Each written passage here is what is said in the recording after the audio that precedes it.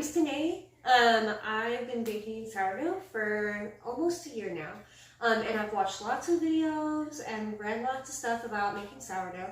And I've kind of come down to the way I like to do it. And I've got 3 kids at home, so if I can do it, I'm pretty sure you can at least try and see what you want to do, okay? So, first thing you're going to want is an active sourdough starter, usually. I say usually because I have had a lot of success just going from a semi-active starter. So this is, I got it yesterday morning, and so it's still bubbly, but it's definitely not at its peak. Its peak was right here, and now it's down here. So I will show you it still works even with that. So don't be discouraged. And also, sourdough discard, I personally never discard. I always just bake whenever it's full. I have a lot of discard right now because I typically will bake like 10 loaves at a time for our local co-op. And so I didn't yesterday like I intended to, so I have quite a bit of starter. So this is what an active bubbly sourdough starter should look like. There you go. Kind of jiggly, very active. This is ready to go. So first thing we're going to do is I'm going to take about 650 grams of water. I have a kitchen scale. If you don't want to do that, you can also just do it by how the dough feels. So I'm going to grab 650 grams of water. Make sure your units on your scale are correct in grams.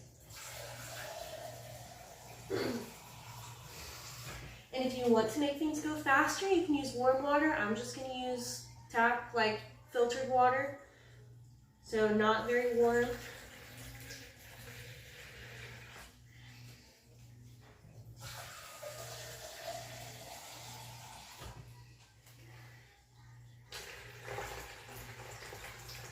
Okay, just about there.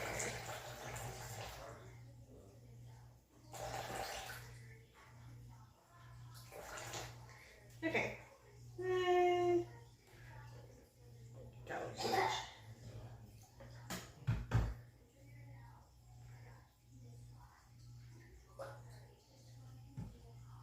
So exact measurements are great when you're first starting, but keep in mind that it's not going to work for everybody because everybody's at different elevations, different humidity levels, that kind of thing. So for me, this ratio works great. It's a high hydration dough, but I mean, I'll make the same exact measurements like in the summer and winter, and in the summer it'll be super like wet and I can still work with it, and in the winter it'll be like super thick and like easy to work with. So I've started altering my hydration slightly, just based on the dough, how the dough feels. So I've got 650 grams of water.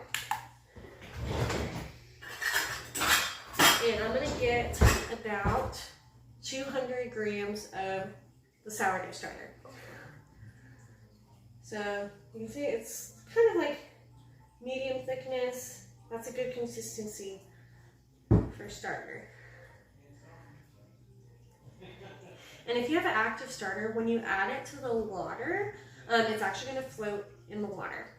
Mine is not as active right now, so it's kind of like sort of floating, but it'll still work.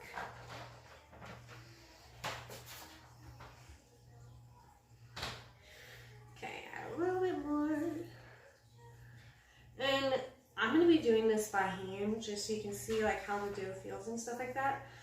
When I bake for the co-op, I usually use my mixer over there, and it's really nice because I can just let it run, and I don't have to worry about like kneading it, getting my hands super messy, and then when it's done, I transfer it to a bowl and let it rise for however long.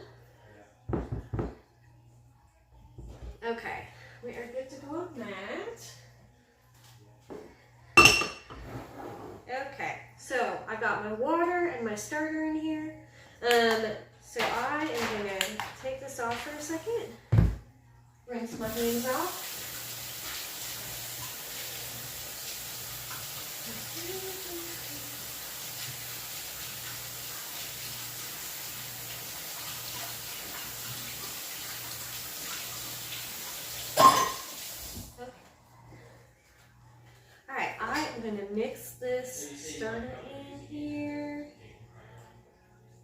until it's pretty consistent throughout. And the reason why I mix the starter into the water is because I find that it's easier to mix the flour in and to get the starter consistent throughout the dough. I used to do the flour and water, let it autolyze for like 30 minutes, which means like soak into the flour. And then I would add my starter after it. But then sometimes it was hard to get the starter mixed in consistently. This is much easier, and I can more accurately see how hydrated the dough is as I add the flour. Okay, so as you can see, we've mixed our starter in here. It's all mixed in right there. Okay, now I'm going to put this back on the scale, zero it out. Okay, and I'm going to add about, so normally I'll do like 950 grams, 900 to 950 grams of flour. Right now I'm going to do a little bit less because when I've been adding more flour, like more water to flour ratio, it's been really liquid when I try and work with the dough, like really thin. So I'm going to add a little bit more flour this time. Should have added less water. That's okay. Okay, so I'm gonna add, I might have to put a bit more flour. Yeah, now we have 600 grams right here, which is okay. Let me grab this. I'm back. This is the flour I personally like to use. It's unbleached, organic, all-purpose flour. I feed my starter with it, bake with it. Sometimes I'll do half of this and half like whole wheat flour, and it works pretty well.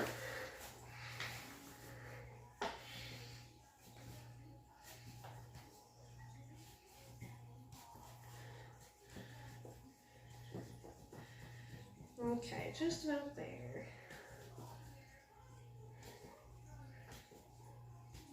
Do a little extra. Okay. So about 950. Let me get a fresh thing. Okay. So got our flour. And then I am going to go ahead and add some salt. I'm going to do about 20 grams of salt.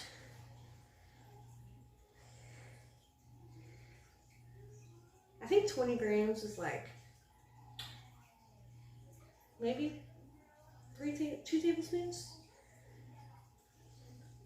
You can look it up. Okay, so we've got water, starter, flour, salt.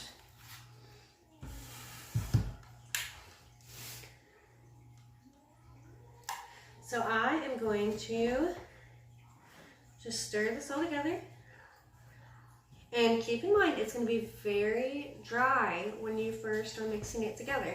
And that's okay. As you mix it and let it sit for a minute, that water is going to be soaked up by that flour.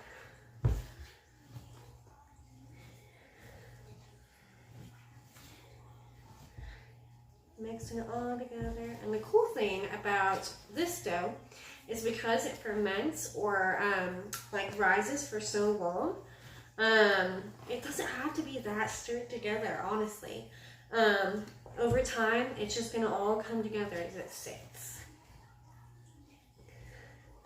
So it's going to form kind of a shaggy dough, which is perfect.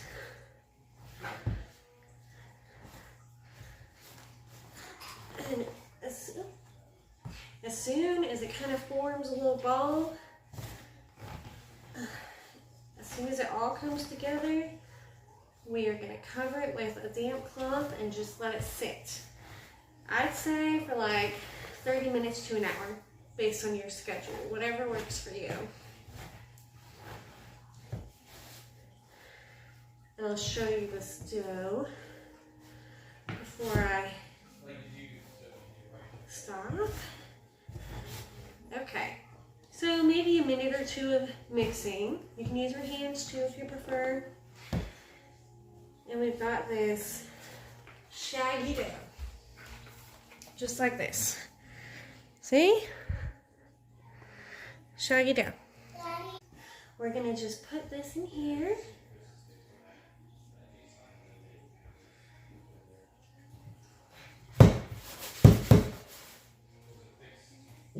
I'm gonna grab a cloth, cover it with.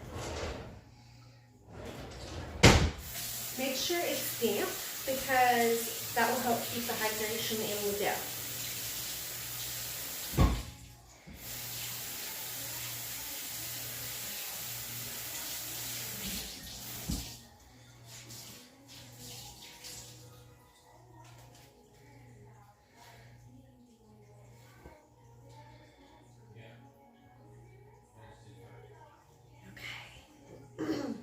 So we're just going to cover that, and I'll come back to it in 30 minutes to an hour whenever I have time. This is great for moms with a busy schedule because you can kind of pause and start again whenever you need to. So I'll let this sit, and I'll fold it in just a bit. Alright, now we are going to do what is called stretch and folds, okay? Get your hands damp with water so the dough doesn't stick to you. And we are going to take this dough, stretch, and fold. And it's going to be a little inconsistent right now, which is okay. The stretching and folding will help get it together. See? It's already coming together a little bit. This time I'm going to do 2 sets of stretch and fold. So when I say stretch and fold, bring it up, pull it, let it down. Bring it up, stretch, pull, let it down. And last time, bring it up, try and pull and stretch it out, let it down. And the next couple times we do this, it's going to get more elastic, almost like a kneaded dough. There we go. Okay, so I'm going to rinse my hands off, and we'll cover that back up and let it rest again. Okay, we're going to cover this back up, and I'll give it another 15 to 30 minutes, and then we'll do it again. Okay, we're ready for another stretch and fold. Same thing, get your hands wet. And look at this. See how elastic it is now? It's cute. See, it's all coming together. So, remember, come from the bottom. Stretch. Fold. Stretch. Stretch. Okay. Alright. Cover it back up, and I'll probably do one more set of stretch and folds, and then we'll begin. Alright, we're going to do our last set of stretch and folds.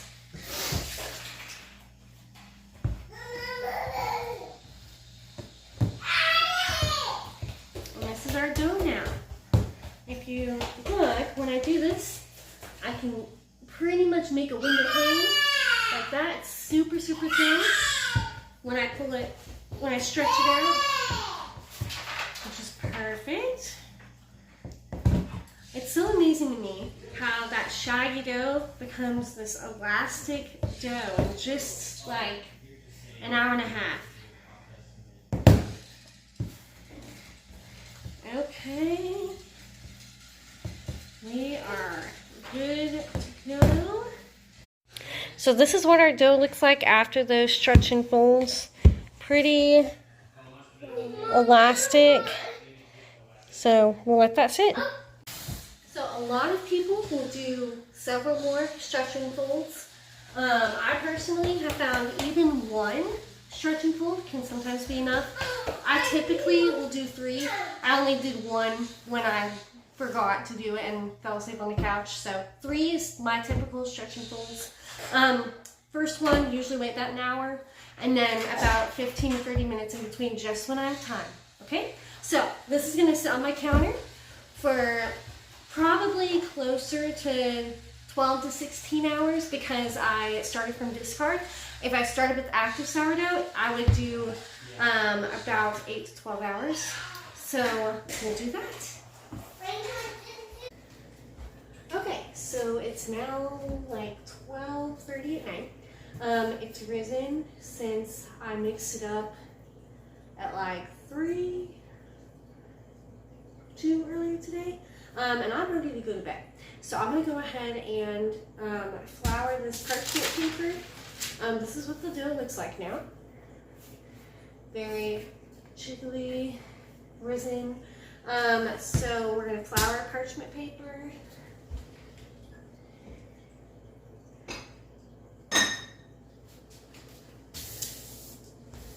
Just like this. And I usually go like this. Just get flour all over here. You can also kind of go like this.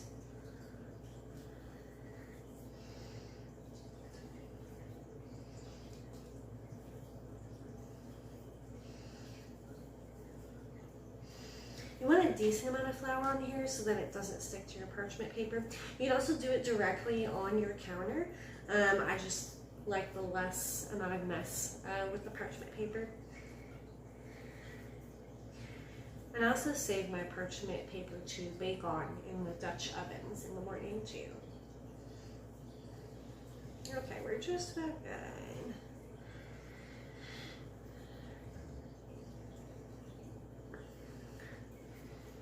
Alright, so I am gonna go ahead, flour my fingers a little bit, and just kind of scoop this out like this onto the parchment paper. Try and get as much as you can off the side of the bowl.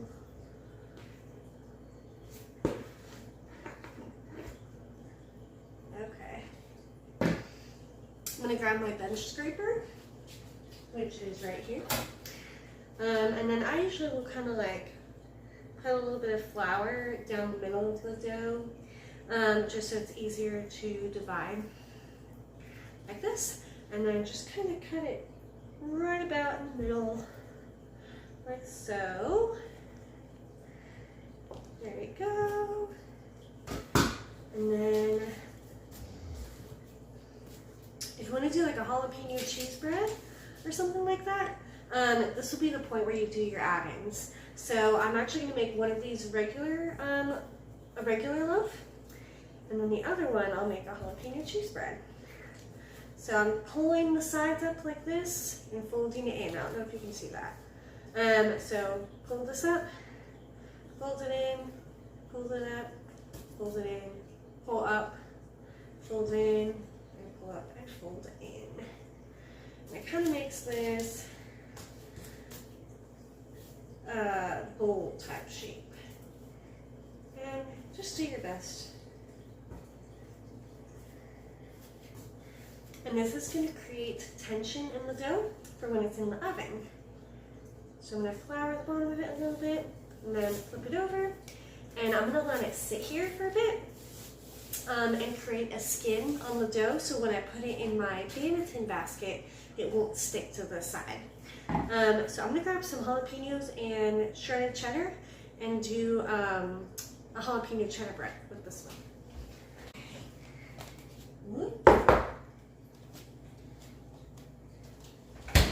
We'll see how much jalapenos I have. I might have to cut a little bit more. Okay, that might be good.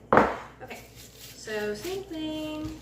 So with filling bread, if you want to do like a filled sourdough bread, you're going to kind of spread it out into a rectangle like this.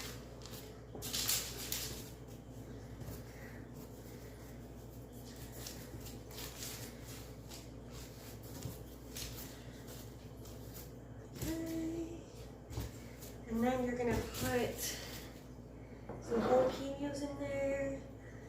Not a crazy ton. You don't want to overweigh your dough. So just put a decent amount in there.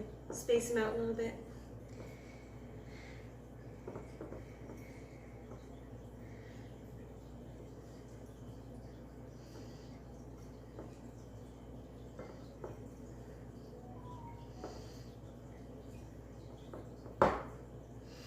And I'll show you each stage as I do this, so you can see. Okay. Put some cheddar on there.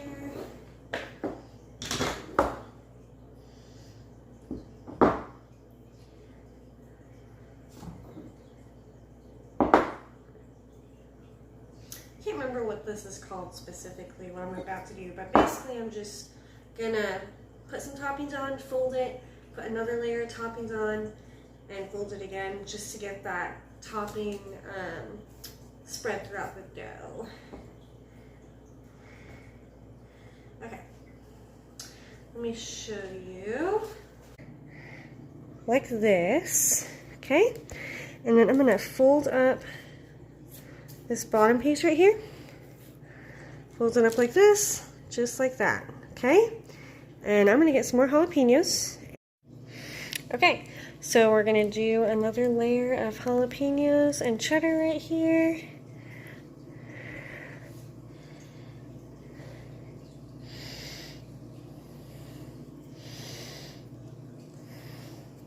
I probably use like 2 jalapenos when I do this. Put some cheese on top.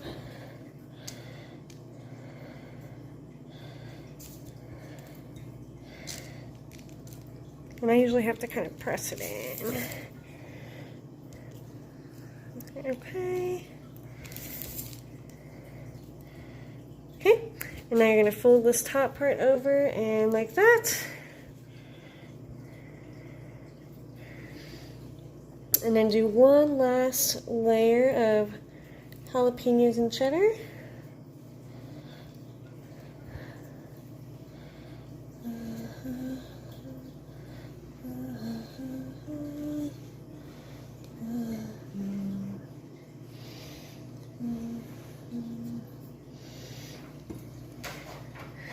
Some more cheddar.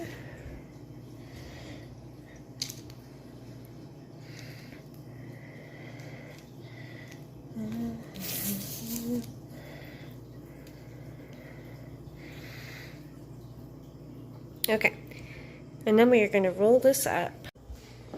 Okay, so to roll this up, just do your best. You're going to grab this part and just roll it up like this. Try and keep all the toppings in there. And roll it under, tuck the ends under like this, and bring all the edges down to the bottom of the bread. And kind of pinch them together a little bit, okay? I'm gonna grab some flour and flour the bottom of that. Okay. And same thing, we're gonna let this one sit for a bit. Put a little flour on there and create a skin. And then we'll come back and we will get those in the baking tin. Okay, so I've let my dough rest for like 15-20 minutes. And if you feel the dough now, it's kind of dry on the outside, so it's formed sort of a skin, which is perfect. So I'm gonna add a little more flour just because it's gonna be sitting in the fridge overnight in the baking tin. So get that nice and floured. Same thing for the jalapeno cheddar. All right. So I'm gonna actually flip this one over one more time and fold it up just for good measure.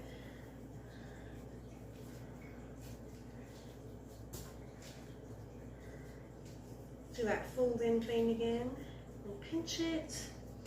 And then I'm going to place it in my banding basket right here, just like that. And then same thing with this one, but I'm not going to fold it in because it's got all that stuff in it. I am just going to put it here and carefully try and flip that over just like that, and move it down a little bit. Okay, and that is just like that. And then a couple different ways you can do this. Honestly, easiest way, put this in a Walmart sack, just like that, and tie the edges off to create like a barrier to keep it from drying out in the fridge overnight. You can also do plastic wrap and like a wet tea towel. I'm going to do the Walmart sack and I'll show you that. So just like this, put this in here, tie it off. So this overnight refrigeration accomplishes two things. It's a second long fermentation, so it's going to break down the phytic acid in the sourdough and make it easier to digest. And it also saves time in the morning because I don't have to shake these in the morning and let them rise again. It'll rise a little bit overnight in the fridge, and in the morning I can just take them out of the fridge, score them, and throw them in the oven. I'll probably start the oven about 30 minutes to an hour before I want to bake them, and let my Dutch oven preheat in the oven, and then I'll put those in there fairly quickly after. So these will go in the fridge overnight, just like this. Okay, it's now the next morning, and I took our Banneton baskets with our sourdough out of the fridge.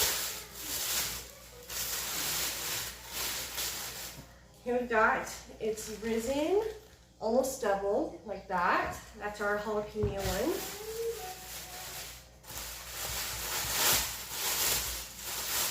There is our regular one right there. And I've preheated our oven to 450 degrees. It's been on for about 40 minutes. So as long as it's preheated with the Dutch ovens in the oven, you should be good to go. So I am gonna grab my lame.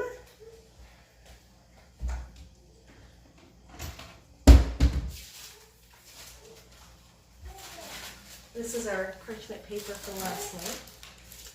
Okay, so we'll do this one.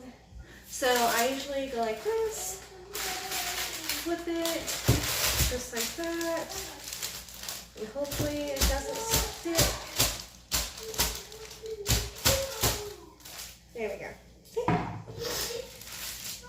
All right, and here we can score our dough. I usually like to go kind of down like this.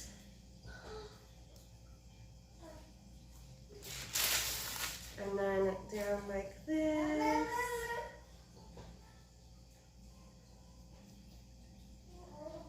I want to do a nice deep cut because that's going to allow the bread to rise and not be trapped by that thicker crust in there.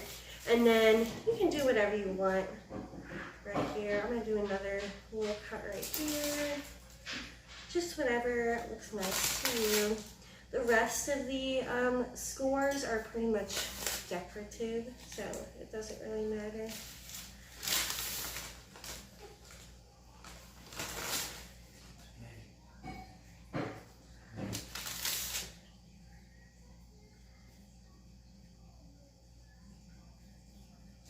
Okay, I'm going to do a little bit of that.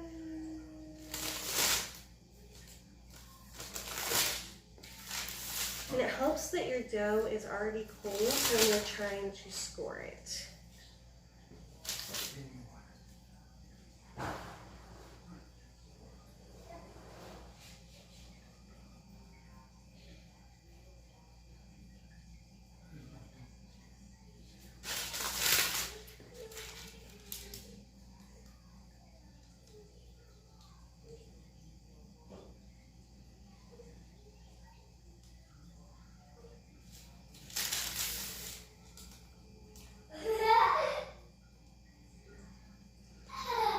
these are more shallow cuts than the initial ones that I made.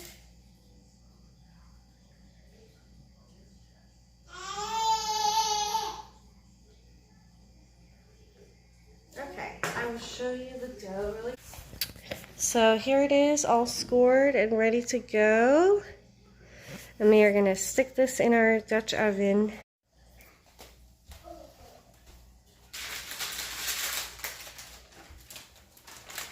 There we go. I think this is a 5.5 quart Dutch oven, which is perfect for me. So we're going to stick it in here.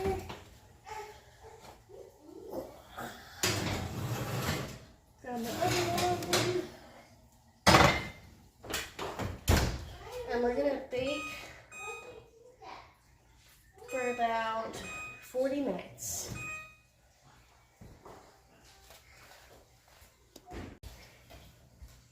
Okay, and then here is our jalapeno cheddar bread.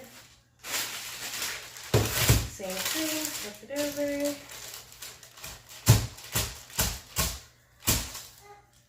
There we go.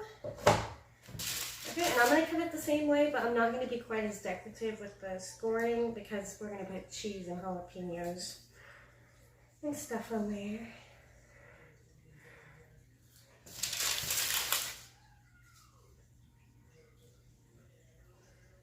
What's cool is when this opens up, you can see some of the jalapenos and stuff inside. It looks really cool.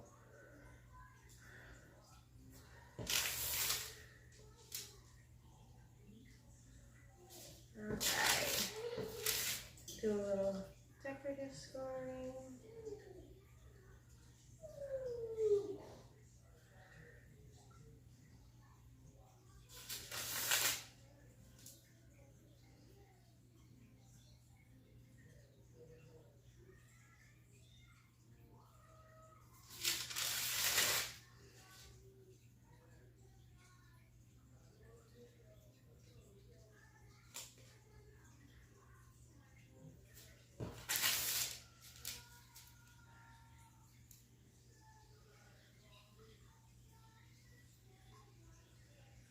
Okay, and we're going to throw some jalapenos on there, and some cheese, some cheddar.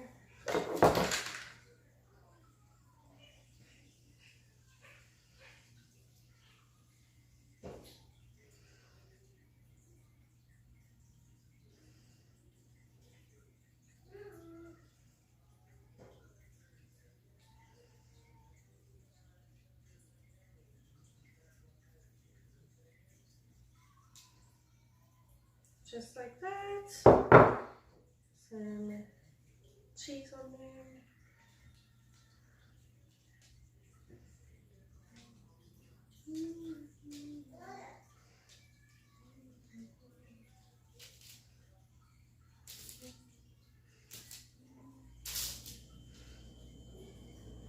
Yep.